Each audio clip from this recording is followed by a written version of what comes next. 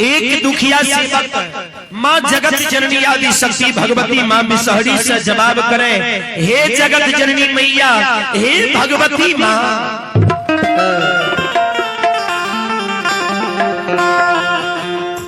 अहि के यो तो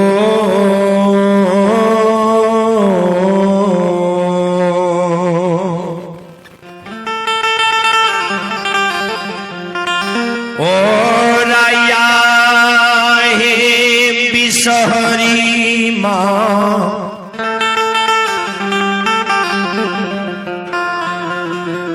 अहि पोखरी मैया हे खुना लकाही, अहि पोखरी गोसावन खुना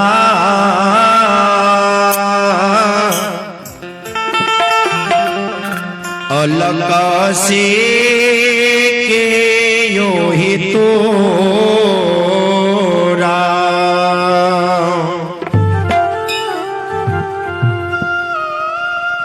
हे गहिल माँ, हे भगवती माँ,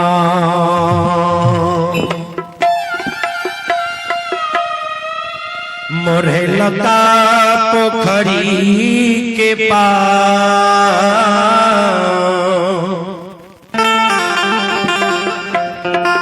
पढ़े के यो ही तोरा,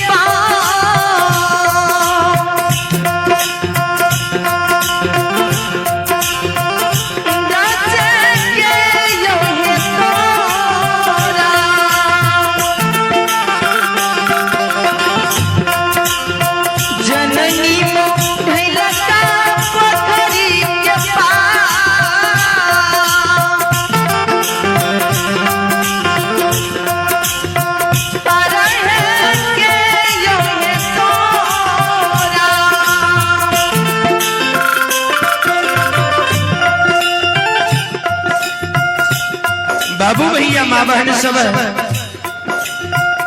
दुखिया सेवक की शब्द सुन के सेवक के माँ भगवती समझावे है, हो सेवक बाबू, ओ भक्तिराज बाबा हमर पोखरी खुने लगी है, अब भैया हमर पोखरी की चारों पार के मरहा गई है। सेवक तो सेवक बाबू कहे, जगत जननी भगवती मैया,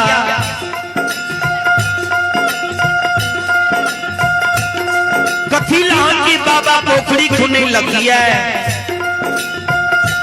अब कथी लान के भैया पोखरी की चारों पार मरहे लगी से तनी कह के हमरा बता दियो ने भक्तिराज। माँ जगत जननी सेवक के समझावे हो सुगा, ओ भक्तिराज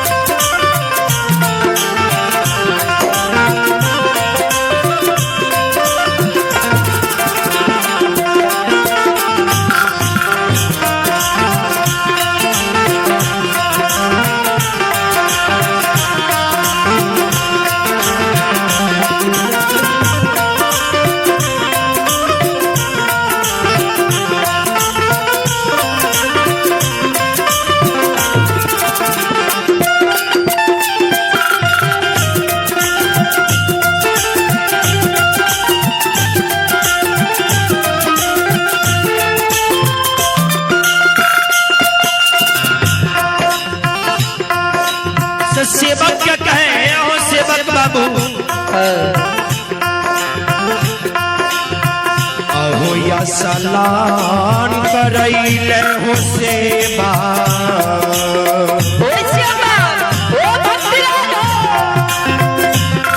अहो पोखरी बाबू हो गुनै कैसे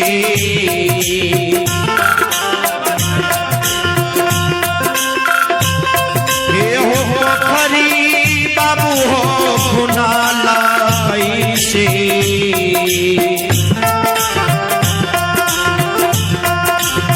जो बड़ा खेला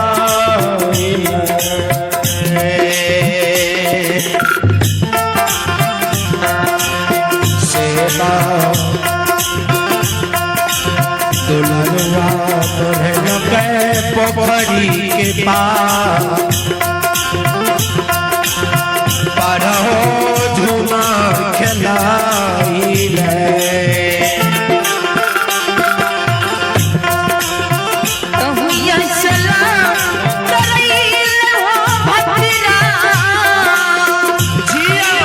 जिया हो गया भैया हे राम नाम घोड़ के पीला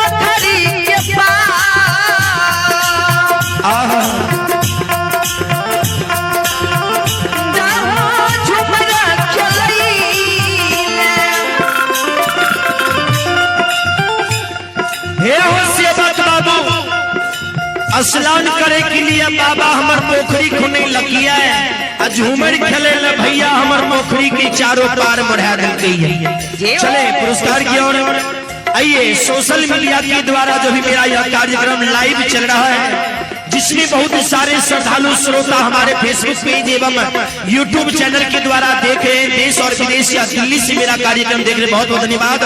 और आइए हमारे सम्मानित हमारे प्रिय मित्र बड़े भाई साहब दिलीप पंजियार, जिनकी ओर से ऑनलाइन फोन पे के माध्यम से शानदार 101 रुपए की पुरस्कार आए, बहुत बहुत धन्यवाद, बहुत बहुत साधुवाद। ये कुलदेव भगत जो कि जमालपुर महसूर से लाइव देख रहे, बहुत बहुत धन्यवाद। उनके भी ओर से शानदार फोन पे के माध्यम से 51 रुपए की पुरस्कार है। और ये आप आदित्य मोबाइल की तरफ से शानदार 101 रुपए की पुरस्कार आए हैं। भगवान को बहुत, ये श्रद्धालु को बहुत बहुत धन्यवाद। आदित्य मोबाइल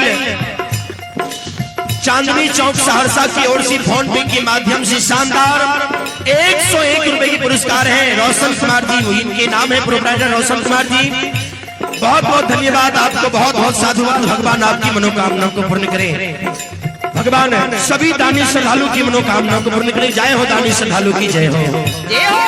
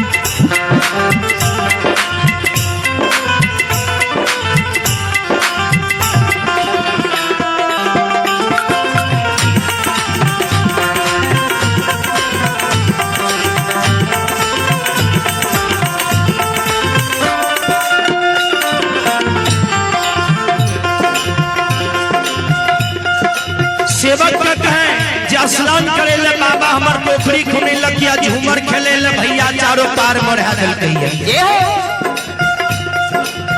हे हो सेवक तो सेवक बाबू फिर कल जोड़े हे भगवती मैया कहाँ में यहाँ स्नान के लिए कहाँ यहाँ लट झाड़ लिए कौन जगह बैठ के 16 सिंगार मती सबरन मैया अहाँ के लिए से तनी हमरा कह के बता दियो।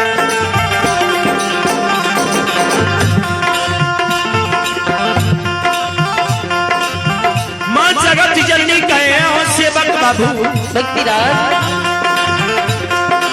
सुना अहो पोखरी लहलियै हो सेवा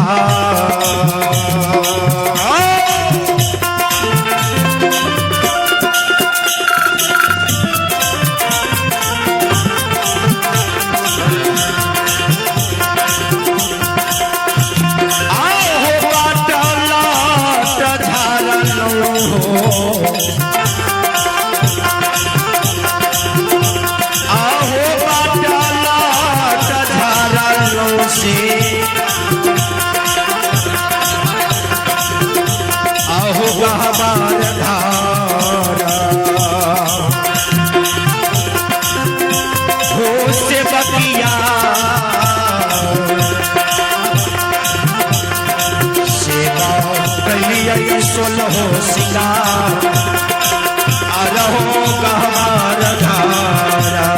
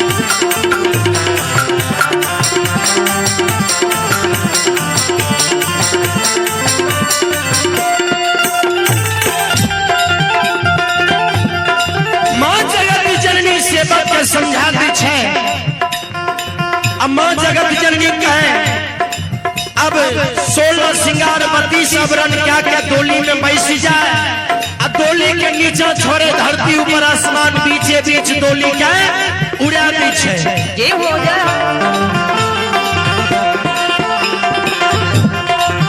ध्यान देवे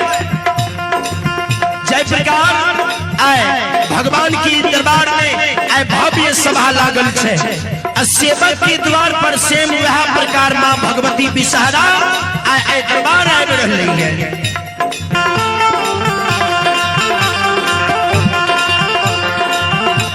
मां जगत जननी के घड़ी क्षण पलक में सेवक के द्वार पहुंच जाय छे।